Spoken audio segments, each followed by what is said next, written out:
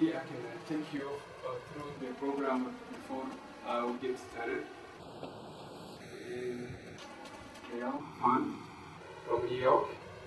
It was named by the Wall Street Journal Savers #1 #1 stock picker in 2005 while leading semiconductor analyst. He was a semiconductor analyst at Goldman Sachs, which is an investment bank in US. Into Root, sorry. He will be introduced and he will be our main presenter for today. And next we have John Morford. He will also introduce himself and give some few words. And then on my right is our executive director, Robert Matthew, and myself, Kamanzi, the Deputy Executive Director of the Guatemala Advisory Council. As I said, we don't take your time.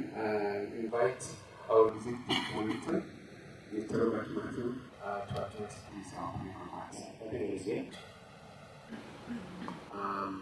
On behalf of the board of the Capital Markets Advisory Council, and of course of our distinguished institution, Business Development Center, I would like to take this opportunity to welcome all of you to this important forum, and specifically I would like to extend our welcome to Mr. Andrew Root and John Monfort for organizing themselves, taking time, putting resources, and to avail themselves to come to Rwanda and share with us their experience.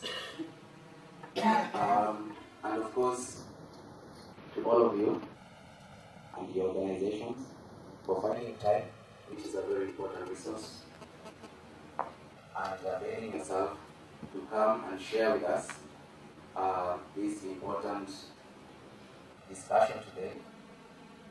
The main purpose of this initiative is to expose Rwandan institutions and professionals, specifically to financial analysis. We all hear about finance, financial analysis, but the significance of this area is that in capital markets, we don't build brick and mortar. We see institutions, we see businesses, but the reality is we rely on information to make decisions about investing, knowing how to allocate financial resources. We are talking about money. The only reason why people invest is to expect a return on their investment. And when investment decisions are made optimally, meaning that an investor is expected to behave rationally by putting their hard-earned savings or investment funds on projects that give the best possible return on investment, of course against the risks that come with it. To be able to determine what investment is better than the other, the funds themselves have got to ensure that themselves are making the right decisions, and this is determined by the analysis of information. Information about the economy, information about their industry, information about the specific funds and the business environment. And the only way we can develop our financial sector, our businesses, and ultimately the capital market is to have a clear exposure and interaction with the methodologies of financial analysis.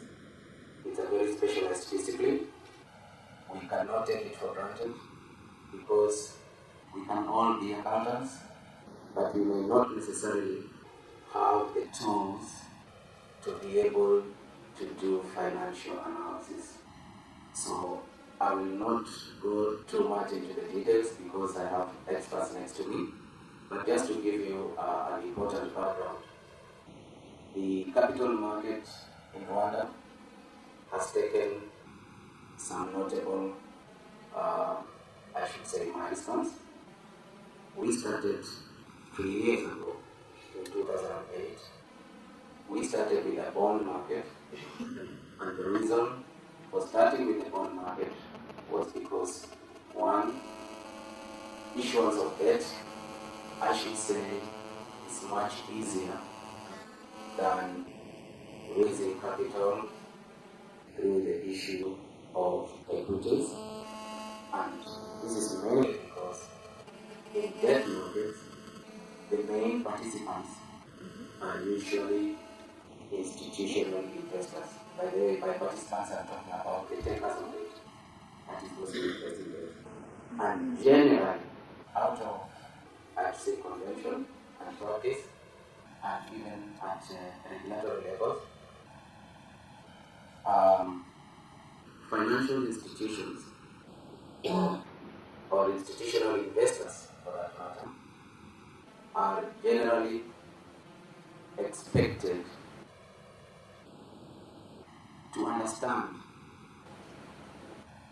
and be able to analyze risks more easily than retail individual investors. As a result, when a company is coming to the market to issue debt, since the main takers are usually expected to be institutional investors, it becomes much easier because the issues of debt, and I'm sorry, I'll get a bit soft on this, I would like to define. When you hear of an issuer is a business organization that goes to the market to borrow funds to put into their business. So when they go to the market, when they raise debt, we normally say they are issuing debt. So don't be confused with that terminology. So when issuers go to the market, they would normally easily talk to a number of institutional investors, and of course a few high net worth individuals. By high net worth, we talk of people with deeper pockets, people who can afford to take a substantial amount of investment. And again, from a regulatory point of view, what happens is that when organizations go to the market to raise debt, it's common practice, especially pure private sector debt. The minimum threshold for investment is usually put very high, meaning that the intention is not to target the retail investors, and retail investors will normally participate through institutional investors.